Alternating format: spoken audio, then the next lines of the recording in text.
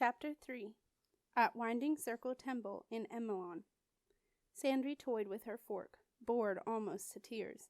She wished that the servers would serve. If they did, the other well-born maidens at her table would refuse to chatter with full mouths, and her aching ears would get a rest. It wasn't as if they ever said much that was of interest. All they spoke of were fashions and marriages. By now, after nearly 8 weeks of their companionship, Sandry was sure that she was interested in neither. All around her the dining hall thundered. Meals here were booming chaos, punctuated by food. When quiet fell, starting near the door and spreading out, it came slowly. "Oh no, they let just anyone in here, don't they?" Lisa von Adlin whispered to a friend. Sandry looked in the direction of Lisa's well-bred glare. A girl stood near the door, cup, platter, and eating utensils clutched to her chest. In her thigh-length tunic and leggings, both an eye-smarting shade of red, she could only be a traitor. She was big for a young girl, broad-shouldered and thick-waisted. Her skin was the color of the new, fashionable drink called chocolate. She wore her black hair in a number of short braids. Her lips were locked tight, as if to keep them from trembling. "Hey, traitor," a boy demanded. "Who'd you rob today?" "Whose baby did you kill to magic a wind for your sails?" called someone else. "Find a seat," ordered the dedicate who ran the dining hall, her voice sharp. "No one can serve until you have a place." Everywhere people spread their legs or moved apart on benches, or placed books and packs beside them. They didn't want a despised traitor at their table. Sandry got to her feet. Lisa's voice cut through her burning anger. "Lady Sandrine, what are you doing?" Sandry ignored the other girl and walked briskly across the room. The traitor was glaring at everyone, her chin up, the dark skin of her cheeks burning red. Only when the smaller girl halted before her did she look down. "My name's Sandry. Please join me at my table." Seeing the other girl blink, guessing that she hadn't understood, Sandry tucked a hand under the newcomer's elbow and tugged her in the right direction. For a moment she thought that the traitor might refuse. She didn't budge. Then she relaxed. "All right, Cac," she muttered in traitor talk, "but nobody will thank you for this." She let Sandry pull her between rows of tables.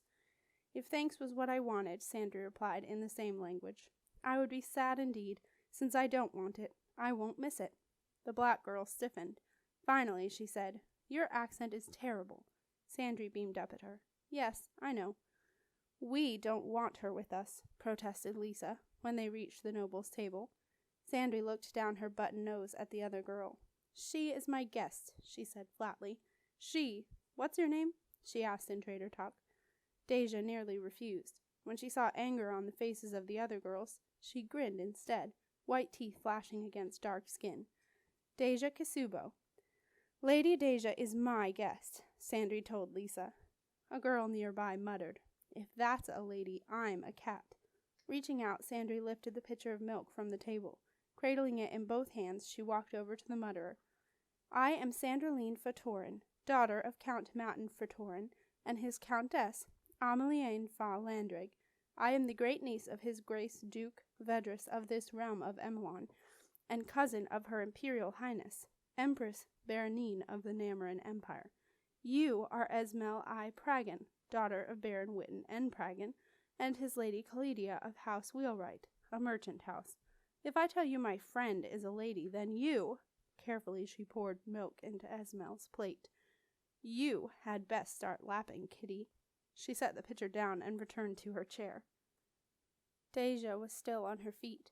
"You didn't know one any good with that," she said in traitor talk. "Not me, not you, not even them." "I don't care," Sandry spoke in common so that everyone understood.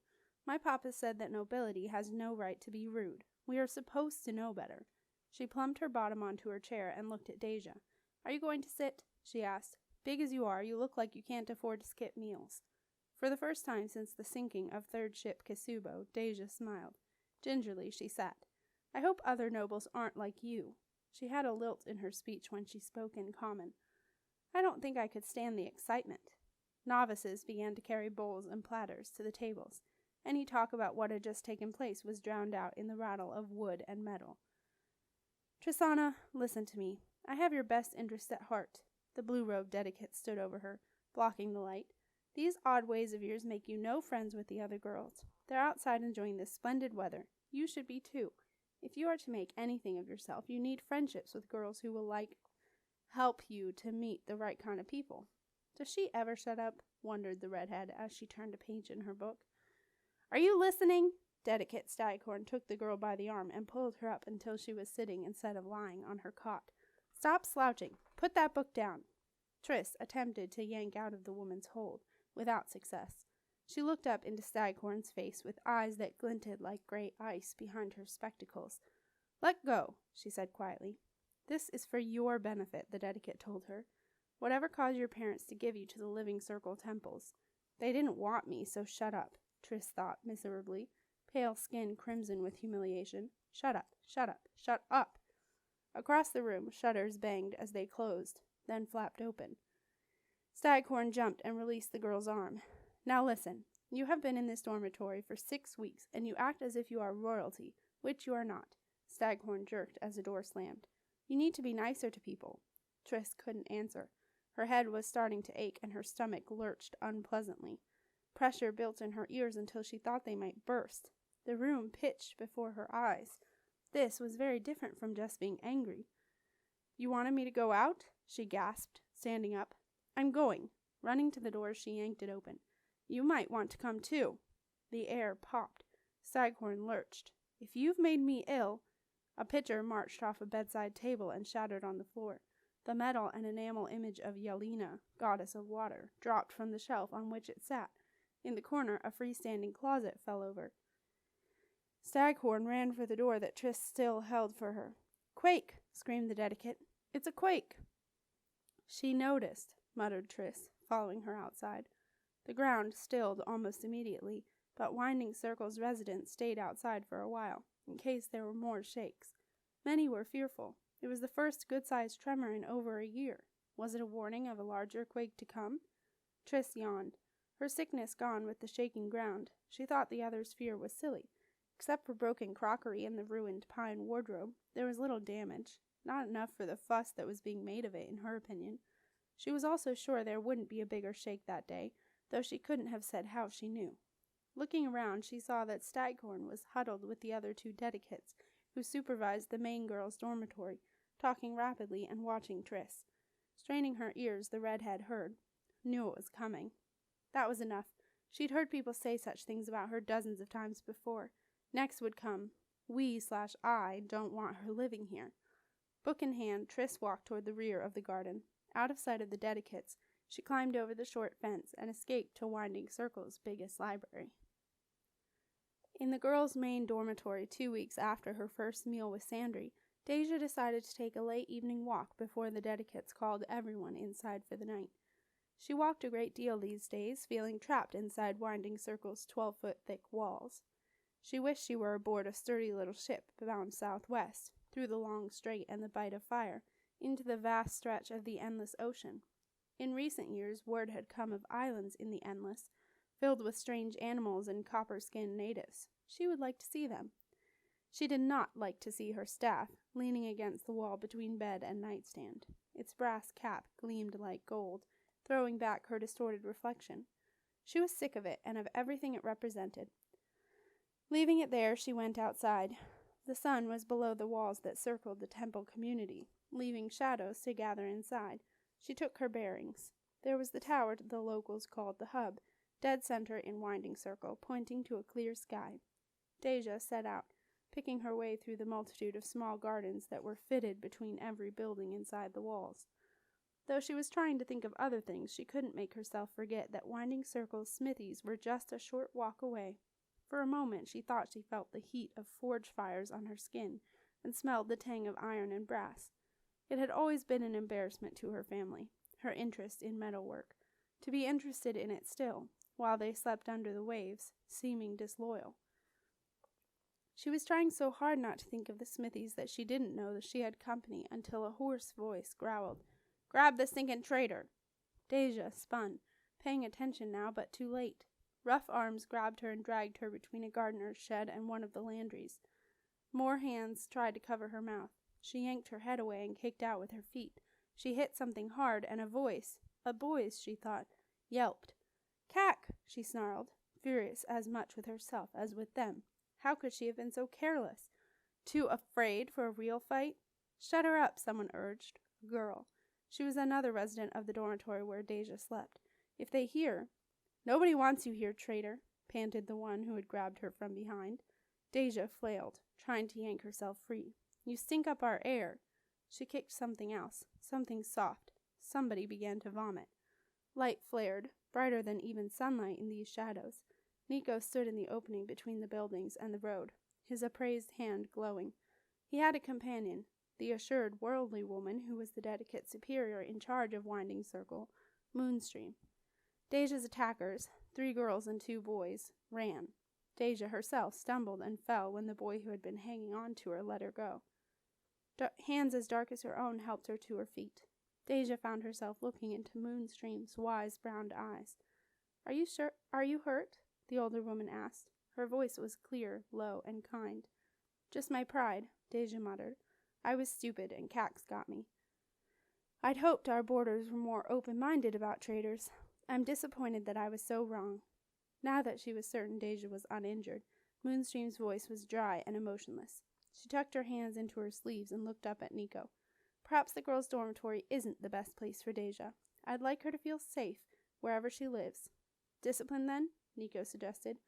No, it's not punishment, he hastened to assure Deja. It's the name of a much smaller cottage, near the Earth Temple. You'll move there first thing tomorrow, Moonstream said. She laid a cool, dry palm against Deja's cheek. The girl smelled a hint of cinnamon on the delicate's skin. Do you think you'll be bothered tonight? Deja shook her head. Trouble at night came only as talk. The dedicates who looked after the girls checked the beds too often for any blows to be struck. Discipline will suit you better, Deja. Nico put an arm around her shoulders. You'll have your own room, for one.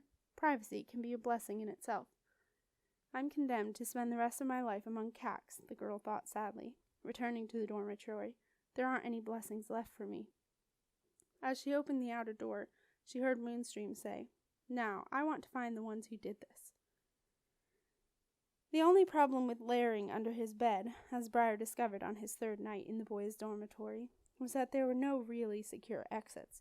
Back home, no one could have sneaked up on him as the other boys did now, blocking him on 2 sides of the bed as they dragged him out through the 3rd.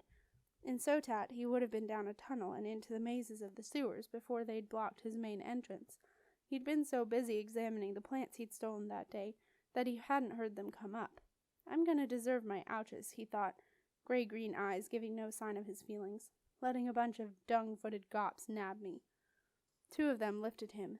Gripping him by the arms, the fatty loudmouth from the 3 beds down stood in front of him, hand on one hip.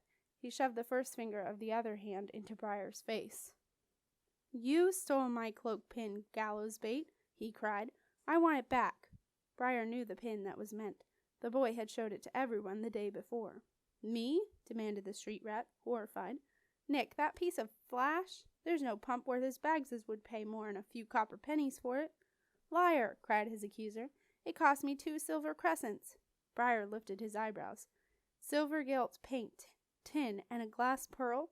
Then you was nicked, and nicked proper.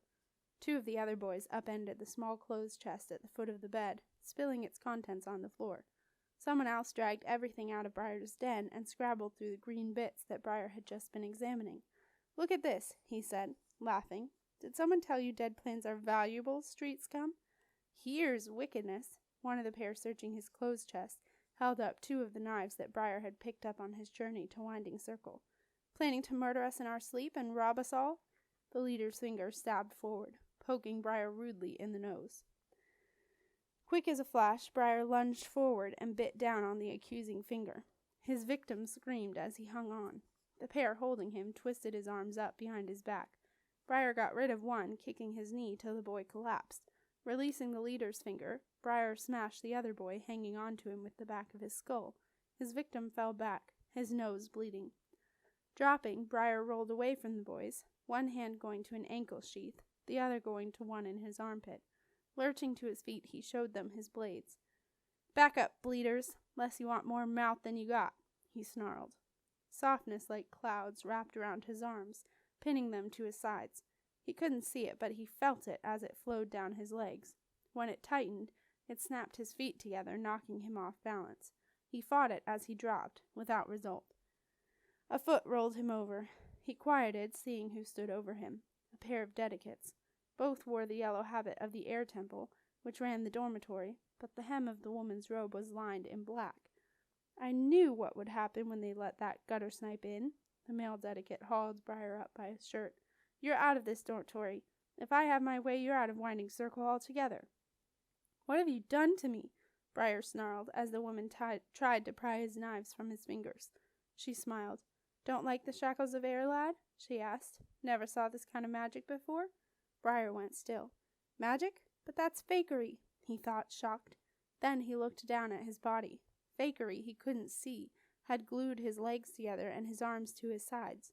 When the woman tugged again, he released his knives. The time to fight was over. He stole my cloak pin, cried his original accuser. It cost me 3 silver astrals. If his friends noticed the change in price, they kept quiet about it. Briar sighed. And I told you I won't lower myself. There's the bleeder that nicked it. He nodded toward the boy who had made fun of his plants. It's under his pillow. The boy he'd accused flinched. 2 boys went to his bed and lifted his pillow. There was the stolen pin, as well as a few small treasures belonging to the other boys. He put them there, cried the real thief. He knew we were on his trail, and he put them on my bed. Will you swear to that before a truth-sayer? Asked the female dedicate. One of the best is here visiting honored Moonstream. I'd love to see the spells he uses. The thief swallowed hard and shook his head. Whatever else, I want him out of here, the man holding Briar snapped. He shook the boy hard. Knives have no place in a boy's dormitory. Depends on the dormitory, muttered Briar. The invisible bonds around his legs vanished, and the 2 dedicates steered him roughly toward the door. Tris Chandler leaned on the windowsill in Winding Circle's administration building, glaring at the clouds. Through the closed door of the dedicate superior's office, she heard Staghorn's whine. The dedicate wanted her out of the girls' dormitory. Here I go again, Tris thought angrily. We don't want you. Move along. Storm clouds rolled by, heavy with rain and thunder. Lightning danced in them, growing as it skipped from curve to curve, gaining strength with each bounce. She could almost smell its pale, cold scent. The hairs on her arms prickled with its closeness. Crack! The bolt struck 10 feet away, crisping a sapling tree. The girl's ears rang. Every hair on her head stood upright. In the office, Staghorn shrieked in terror. Tris smiled. Are you all right, Tris? A light, familiar male voice asked loudly. You were looking right at it. Trying to get her wiry red curls to flatten, Tris ignored Nico. It's curious to see lightning hit a small tree where there are tall ones, or buildings at hand, he added now. Tris pushed her spectacles higher on her long nose, and turned to glare at her former traveling companion. She had to lean back to do it. He was 1.5 feet taller than her own 4 feet 4 inches. What have buildings and trees to do with it? She demanded. Lightning strikes what's nearest the clouds, he replied. Does it strike the hub? She asked, looking at the high tower next door to administration. It has, but the hub's protected. There's a rod on the clock tower, attached to a wire that runs into the ground. The lightning is drawn to the rod first, and the wire takes its fire into the soil, where it dies. Except it seems on a day like today, when the lightning was invited to strike elsewhere. Is that Nico I hear? Honored Moonstream opened her door and looked out. Her plum-dark lips smiled a welcome. Her brown eyes sparkled. Come in here, I need you. Tris turned back to the window. A hand, warm, solid, almost comforting, rested on her shoulder. Before she could shrug off both it and the comfort, Nico said, Mages have a very wise rule. Before all else, do no harm. Before she could think of a reply, Nico entered the dedicate superior's office and closed the door. The outer door banged. 2 more guests rushed in.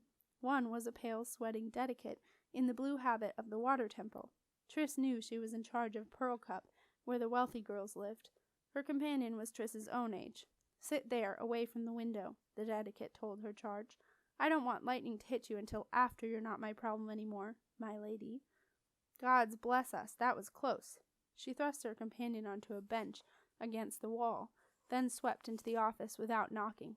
Honored Moonstream, I've had enough, she cried, and slammed the door. Did you see that lightning? The new girl was excited more than scared. My hair stood on end. I thought she was going to take flight. If the dedicate's words had upset her, it didn't show. I've never been so close to it. Tris looked the stranger over. A merchant at heart, like the rest of her family, she knew that the other girl's outfit, a sleeveless black overdress with tightly fitted bodice and jet buttons, a white lawn undergown with puffy sleeves, was costly. Every inch of the newcomer, from the sheer black veil over light brown braids to the gold embroidery on neat kid slippers, proclaimed old blood and old money. Without a word, Tris turned back to the window. This noble would learn her mistake soon enough. She would be ashamed to remember she had spoken to a merchant girl. "It's only lightning," she replied. The girl came over. "Oh, look, that poor tree got fried." She leaned through the casement eagerly. The band that secured her veil slipped, making the black silk puff on top of her hair. Tris smiled wryly. The stranger turned her head. Sky-blue eyes met her gray ones. Instantly the other girl's hand went to her veil. They never stayed on straight. She yanked it off. And no mirror to fix it with. I hate veils anyway. The office door opened. Moonstream walked out, followed by the dedicates who had brought the girls there. "You two are not fitting into the dormitories," the honored dedicate smiled, inviting them to share her amusement. "I am told that if you were to stay, the other girls will be demoralized. Very well. Today you move to Discipline Cottage. It's by the north gate. I think you'll both do better there." She looked at the dedicates. "Pack their things and send them to Discipline. Nico, will you escort Lady Sanderline and Tristana to their new home?"